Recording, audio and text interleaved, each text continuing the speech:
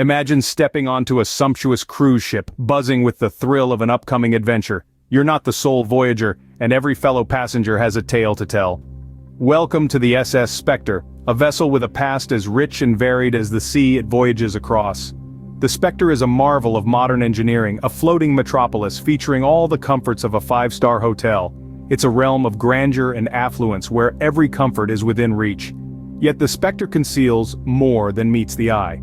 This ship has seen an array of sunsets, each one marking a fresh chapter in its fascinating history. 2 decades ago, the Spectre was crafted in a shipyard. Since then, it has quietly witnessed a myriad of tales of joy, sorrow, life, and death. Today, a fresh group of passengers are embarking, their hearts filled with anticipation. They're keen for a journey across the boundless Atlantic, excited by the prospect of new horizons. The atmosphere is electric with the buzz of excitement, the enthusiastic chatter of families, the laughter of children. But as the last passenger steps onto the deck, a chilling wind sweeps through the crowd. It's a brief icy gust that carries whisperings of the ship's diverse inhabitants. It's a subtle sign, a gentle nudge from the other side, a reminder that the Spectre isn't just a ship, it's a conduit for the spirits who have chosen to remain here. As the ship away from the dock, the passengers gaze out at the dwindling shoreline. They're leaving their everyday lives behind, starting an adventure they've been yearning for. But little do they know, they're also entering a world where the boundary between the living and the dead is as thin as the veil of fog that cloaks the ship. These passengers had no idea their journey was about to transform into an eerie encounter they would never forget. The first night at sea was when the peculiarities began to unfold. The ship, once synonymous with leisure and comfort, gradually began to transform. The environment, previously filled with the buzz of cheerful vacationers and the sound of clinking cocktail glasses, now resonated with an uncanny silence. The first indications of the inexplicable events were slight, nearly undetectable. The murmurs of the ship started with lights. They flickered, intermittently at first, as though wrestling with an invisible entity. Every flicker plunged the ship into temporary darkness, instilling a sense of fear in those observing it. It was as if the ship was striving to maintain its calm, to uphold the semblance of normalcy, but the spectral influence was too overpowering. Then the unexplained noises, weird, incomprehensible sounds reverberated through the ship's corridors, moans of the ship's framework, clatterings of dishes in the kitchen, and the faintest whispers seemingly originating from nowhere and everywhere simultaneously. These were not the customary sounds of a ship on the voyage, they were disconcerting, spine-chilling, supernatural. Following this, objects started moving independently. A glass would glide off a table, a door would bang shut, a chandelier would oscillate wildly. The crew attempted to justify it, blaming it the ocean's movement or a gust of wind. But the passengers sensed something else. Fear began to sneak into their hearts. It was of the unseen, of the unknown. It was a fundamental fear, reminding them of their susceptibility. Of confusion engulfed everyone. Passengers and crew alike started doubting their senses. Rumors of a haunting spread through the corridors. The amusement and joy of the first day now seemed like a distant memory. The ship was no longer a sanctuary of pleasure, but a vessel propelling its passengers into uncharted terror. But this was merely the start. The worst was yet to come. And with these peculiarities, the stage was set for a face-off with a force beyond our understanding. The passengers and crew would soon realize the true identity of their spectral intruder. The haunting of the cruise ship had just commenced. As days went by, the peculiar incidents continued to unfold. The subtly unusual appearances of the unobserved power became more pronounced. Doors started to close independently, catching passengers and crew off guard. Think about the eerie sound of a door closing on its own, with no one visibly causing the action. You're alone in your cabin, the quiet only interrupted by the far-off drone of the ship's engine, when abruptly, the door closes itself, leaving you in the room with an invisible entity. The oddities didn't end at doors. Cabins underwent gentle tremors, as though an unseen whirlwind was whirling within their walls. Imagine the horror of experiencing your surroundings slightly vibrate, the furniture vibrating around you and realizing there's no reasonable reasoning behind it.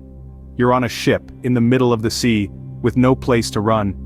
Subsequently, whispers began, strange, bodiless voices that seemed to be delivered by the breeze.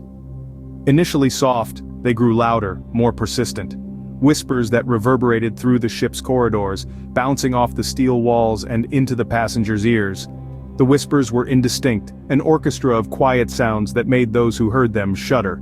The last straw was the apparitions, ghost-like figures that would emerge and vanish without any warning. A twinkle in the corner of your eye, a shadow that wasn't there a second ago. These phantasmal figures were witnessed by many, each sighting adding another layer of fear and bewilderment to the already strained ambiance on the ship.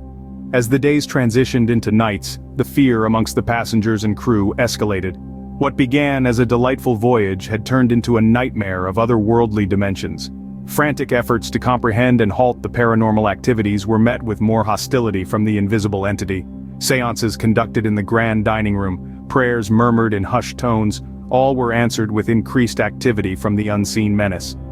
In the face of this relentless oddity, the journey turned into a desperate struggle for survival. On the last night, the passengers decided to convene in an emergency meeting.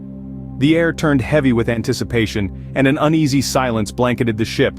Suddenly, the ship was thrown into a flurry of speculation as the passengers tried to make sense of the unexplained events. Doors creaked in the wind and objects shifted with the ship's movements, causing a stir amongst the once carefree vacationers. The passengers, once a merry group of holidaymakers, were now united in intrigue and determination. They had witnessed the unexplained, the unnerving, and now, they living a mystery on the open seas. But amidst the confusion, a spark of resolution was kindled. They would not allow fear to commandeer their vacation. A decision was made. They would investigate the incidents. With the assistance of a crew member who happened to be a logical thinker, they decided to examine the ship thoroughly.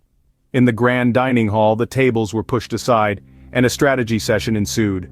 The lights were turned up, and the only sound from the hushed whispers of theories and deductions. The investigation began, and the atmosphere was charged. The crew, acting as the leader, urged the passengers to share their experiences and observations.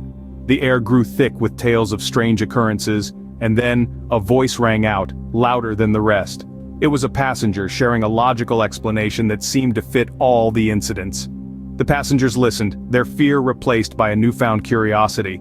They understood that this was not a supernatural scenario, but rather a series of unexplained events. United in their resolve, they to uncover the truth behind the incidents. The ship, once a place of terror, was now an arena for detective work. But the night was far from over. The mystery was yet to be solved, and there was a long way to go. The stakes were high, the challenge daunting, but there was no turning back. The ship was in a state of uncertainty, but the passengers were determined to uncover the truth. They knew that their peace of mind hung in the balance, and they were ready to face whatever the night had in store for them. When the SS Spectre finally docked, it brought along a tale of mystery and intrigue. As the huge ship pulled into port, passengers disembarked, their faces filled with curiosity and wonder. Each one held a story, a recollection of the enigma that had transformed their anticipated voyage into a journey of riddles. The once lively decks, brimming with laughter and cheer, were now filled with a captivating silence. These passengers, earlier thrilled for an adventure of a lifetime, were now simply fascinated by the enigma they had witnessed. The mystery of the SS Spectre had left them intrigued and thoughtful, their vacation memories replaced with thrilling encounters of the unknown. In the following days, the media swarmed. News vans crowded the dock, reporters enthusiastic to seize the stories of those aboard the puzzling cruise. The mystery of the SS Spectre was now a subject of public interest, not whispered rumors, but headlines splashed across newspapers and television screens. Investigations were launched, cynics turned into explorers, and the world watched with a captivated interest. As the passengers tried to return to their routine lives, they discovered themselves forever altered. Every creak was a thrilling reminder of the mysteries they had encountered. They understood that while they had left the SS Spectre, the Spectre had not left. It had become a part of their narrative, a part of their identity. The cruise ship, once a symbol of luxury and adventure, now stood as a fascinating reminder of the mysteries that had unfolded within its walls. It had become a monument to the unknown, to the enigmas that hide in the shadows, waiting to be unraveled. As the sun set on the SS Spectre, its once shining hull now marked by the mystery, one could not help but wonder. For the intrigue of the SS Spectre serves as a thrilling reminder that sometimes, the most captivating mysteries are those we can't see.